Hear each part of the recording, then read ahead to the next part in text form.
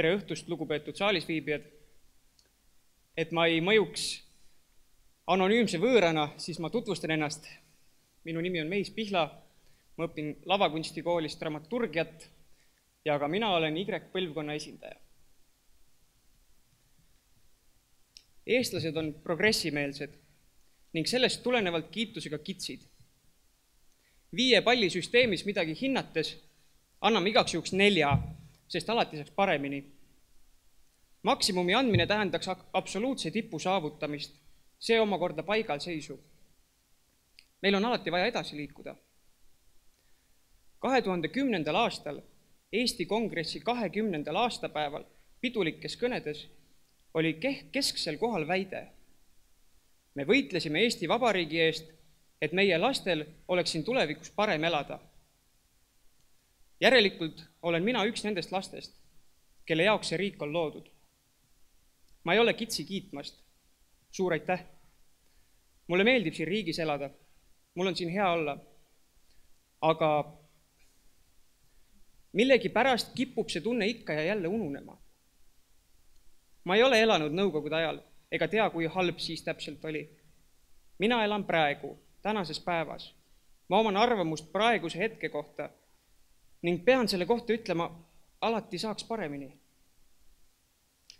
Kui Eesti riik on loodud selleks, et meie põlvkonnal oleks siin hea elada, siis miks on mul tihti tunne, et see on ainult kellegi äriprojekt? Miks mulle tundub, et oma kasu on muutunud tähtsamaks inimlikest väärtustest? Iga otsuse langetamise taga on finantskalkulatsioon. Alati saaks paremini on teisenenud ütluseks, alati oleks saanud rohkem teenida. Ma ei räägi ainult võimuladvikust, vaid sarnase suhtumisega kohtume igal sammul. Ma tunnen puudust isiklikust vastutusest, aususest ja südametunnistusest.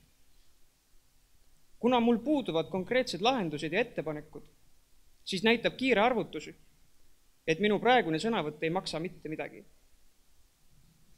Aga ma tahan, et minu aususel oleks mingi väärtus, et selle vastukajaks ei oleks ainult negatiivsed kommentaarid minu isiku pihta. Jah, ma ei ole üheski valdkonnas ekspert, kuid mul on tunded ja mõtted. Järelikult ma ei ole mõttetu ja ma ei aktsepteeri, et meie ainsaks valikuks on välja töötatud käitumismustrid omaks võtta. See sama põlvkond, kes võitles Eesti taasiseseisvumise nimel ning kes kasvatas meist eestlased, kujundab meist nüüd homo juriidikuse, kelle jaoks on kõige tähtsam, et paberi peal oleks kõik korras, kes peab vähegi ametliku suhtluse korral fikseerima selle kirjalikult, et igaks juhuks talletada see tõendusmaterjalina. Mina tahan olla homo sapiens, mõtleva ja tundeid tundva liigi esindaja, kes ei vaja kirjaliku eetilise käitumise koodeksit, kuna vastasel juhul on see tõlgendustele avatud. Ma ei väida, et vanema generatsiooni puhul on tegu halbade inimestega. Vastupidi, ma austan neid väga. Ometi on kuskilt see pall veerema hakanud ja meie asi on see pall peatada. Vastasel juhul kardan ma, et minu lapsi ei õpeta tulevikus mitte pedagoogid, vaid demagoogid. Ma näen lahendusena neid samu naiivseid väärtuseid, millest juba varem kõnelesin. Ausus ning isiklik vastutus. Julgus öelda oma arvamus välja, seista oma põhimõtete eest ning käituda vastavalt nendele.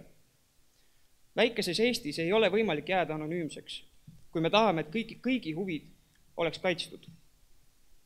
Me vajame uut moodi patriotismi, mis oleks vaba laulva revolutsiooni nostalgiast. Meil ei ole enam ühist vaenlast, kelle vastu võidelda, kuid meil on oma ideaalid, mille eest võidelda, mille eest seista. Kuid eesmärk on sama. Ka meie tahame, et meie lastel oleks siin parem elada.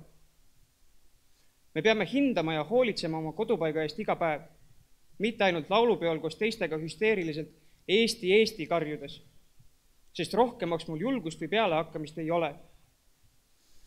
Vastutus lasub meil kõigil. Tegu ei ole natsionalismi või fašismiga. Tegu on inimliku empaatiavõimega, pea liiva alla peitmise asemel. Mõtteviis, mis näeb ette enda tehtud vigade varjamiseks Erki Noole homofoobseid sõnavõtte lootusega, ehk siis unustatakse mind ära, ei ole jätkusuutlik, vaid väiklane ja kitsarinnaline probleemide juurde tekitamine. Kui iga eestlane julgeks isiklikult vastutada, enda ideaalide eest seista ja välja öelda, mida mõtleb, siis paremini minna ei saaks. Ja ma loodan, et me oleme sinna poole teel. Aitäh!